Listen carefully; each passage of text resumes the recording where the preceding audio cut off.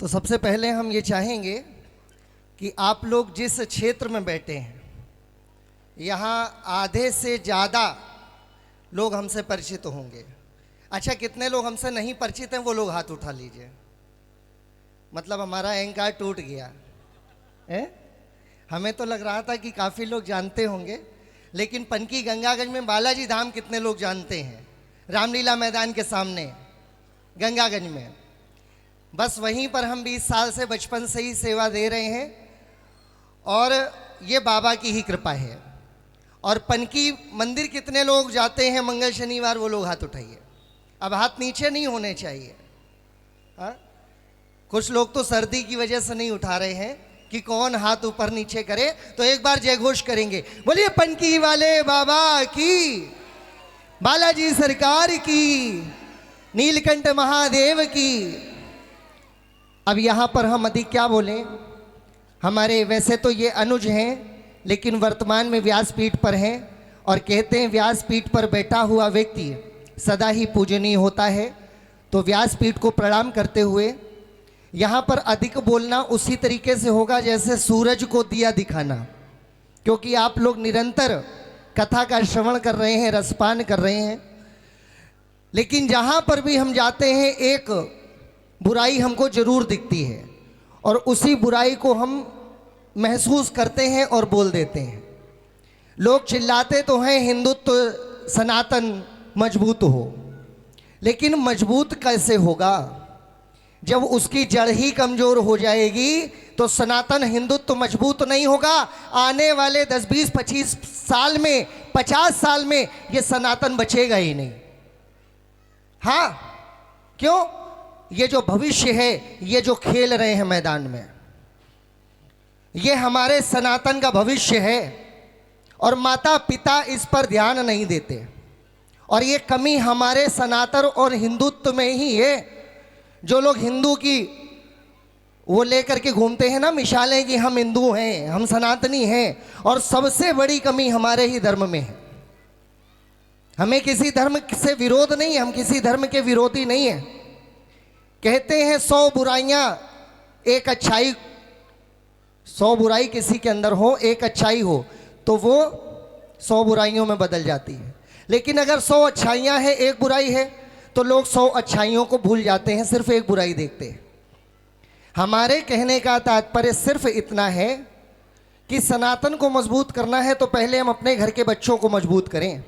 उनको हम कन्हैया राम से जोड़ें, ठाकुर से जोड़ें कि राम कौन है, कृष्ण कौन है। और ये तभी होगा जब माताएं घर में बैठ करके उनको रामचरितमानस और गीता का पाठ सुनाएंगी और खुद भी उस पर अमल करेंगी। सिर्फ 7 दिन में भागवत सुनने से हमारे अंदर परिवर्तन नहीं आएगा। हमको प्रतिदिन अपने घर में रामचरितमानस और गीता का पाठ करना और बच्चों से करवाना पड़ेगा। जिस प्रकार से अन्य धर्म के लोग दिन में 3-3 बार अपने छोटे छोटे बच्चों को सर पे टोपी पहना करके और वहाँ पर ले जाते हैं कि चलो ये तुम्हारा धर्म है। और तब 5 साल का बच्चा जब 25 साल का होता है ना, तो उसको पता होता है कि अपने धर्म को बचाने के लिए हमको आगे करना क्या है। और आज हमारे धर्म में बच्चे तो बच्चे बड़े तिलक लगाना नहीं जानते, और जब तिलक लगाने के लिए कह दो तो बोले अरे पंडित जी हमारे तो खुजली होने लगती है। बहुत सारे ऐसे लोग हैं। तो अगर सनातन को मजबूत करना है व्यास जी, तो अब हम आग्रह करेंगे, हमारे परम पूज्य देवकी नंदन ठाकुर जी ने भी आह्वान कर दिया है कि अब कहीं पर भी कथाएं हो, आप एक अलग से मेज डाल दीजिए, वहां पर तिलक लगाने की व्यवस्था हो, ताकि जब पांडाल में बैठे लोग बराबर पे तिलक लगाएं तो उससे पांडाल की शोभा बढ़े। और दूसरा, कोई हमारा धर्म विरोधी आकर के माताओं बहनों के बीच में बैठ के उस कथा में विघ्न न डाले। दोनों काम उससे मजबूत होंगे। दूसरी बात, ज़्यादा समय नहीं लेंगे, आरती का समय हो रहा है यहाँ पर भी और हमारे धाम में भी। लोग कहते हैं, अभी महाराज जी सुना रहे थे, लालच का खंजर फेंको जिद, कौन सा गाना है, मेरे देश प्रेमियों आपस में प्रेम करो। तो इसका भाव क्या है? यहाँ पर जितने भी लोग बैठे हैं, यहाँ हर वर्ग के लोग बैठे हैं। अभी प्रयाग में माघ मेला शुरू हो रहा है, वहाँ पर हर वर्ग का व्यक्ति जाता है।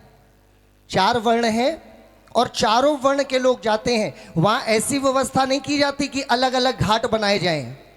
यहाँ ब्राह्मण स्नान करेगा, यहाँ क्षत्रिय करेगा, क्या यहाँ पर ऐसी व्यवस्था की गई है? आप लोग बताइए। प्रदीप मिश्रा जी सीहोर वालों की कथा होती है, श्री बागेश्वर धाम की कथा होती है, जहाँ 20 लाख लोग बैठे होते, क्या वहाँ पर यह व्यवस्था की जाती है कि नहीं 4 लोग अलग अलग जगह बैठेंगे? जब कहीं पर भी जात पात नहीं की गई तो आखिर ये गंदगी फैलाई किसने? अभी सबने वीडियो देखा, रसूलाबाद में हमारी एकमात्र शक्ति के द्वारा हमारे हिंदू देवी देवताओं को अभद्र टिप्पणी बोली गई। लगभग सभी ने मोबाइलों पर देखा। और वो मातृ शक्ति जिसके लिए कहा जाता है कि जहाँ जहाँ मातृ शक्ति पूजी जाती वहाँ देवी देवता निवास करते हैं, उसी मातृ शक्ति, आखिर किसी ने तो उसके अंदर जहर घोला होगा हमारे हिंदू देवी देवताओं के प्रति। आखिर किसी ने तो उसको बताया होगा कि ये ऊंची जात के हैं और तुम नीची जात की हो और इनके खिलाफ जहर बोना है। तो इसलिए हम इतना ही चाहेंगे, जिस प्रकार से भगवान नारायण की चतुर्भुजें हैं, 4 भुजाएं हैं, उसी प्रकार से हम 4 भाई हैं, 4 वर्ण, ब्राह्मण क्षत्रिय वैश्य और चौथी आप लोग जानते हैं। तो ये 4 भाई हैं आपस में और ये नारायण की 4 भुजाएं हैं व्यास जी। और जब 4 भुजाएं आपस में एक होंगी ना, तब हम अन्य देशों से टकरा के अपने भारत को देश मजबूत बना पाएंगे, अपने सनातन को मजबूत बना पाएंगे। तो इसलिए आपस की लड़ाई बंद करके आप घर के अंदर जातिवाद फैलाओ, अपने पारिवारिक अपने वैवाहिक जीवन को जातिवाद में करो, लेकिन जब बात धर्म और देश की आ जाए, राष्ट्र की आ जाए, तो वहाँ पर एकजुट हो जाओ। नहीं तो जिस प्रकार से अभी आपके द्वारा बताया गया कि किस प्रकार से एक हिंदू को बांग्लादेश में लटका के जिंदा जला दिया गया, तो अगर आज भी हम आप एक नहीं हुए और आगे की व्यवस्थाओं को मजबूत नहीं किया और संतों की वाणी को अपने भीतर नहीं ग्रहण किया, तो वो समय दूर नहीं है कि भारत भी बांग्लादेश बन सकता है। तो इसलिए अपनी वाणी को विराम देते हुए एक साथ सब लोग हाथ उठाइए, मुट्ठी बांधिए कस के, एक साथ दोनों हाथ। अब हम तो नहीं उठा सकते, हमारे हाथ में तो माइक है, तो दोनों हाथों को उठा करके एक साथ कहना होगा कि हम सब हिंदू हैं।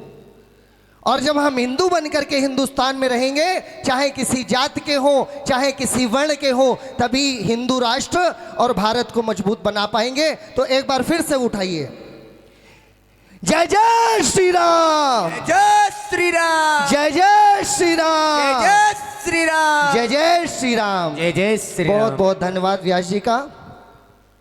बहुत बहुत साधुवाद है सभी आगंतुकों का। अपने अपने उद्गार अपने अपने भाव समर्पित किए हैं। भगवान श्याम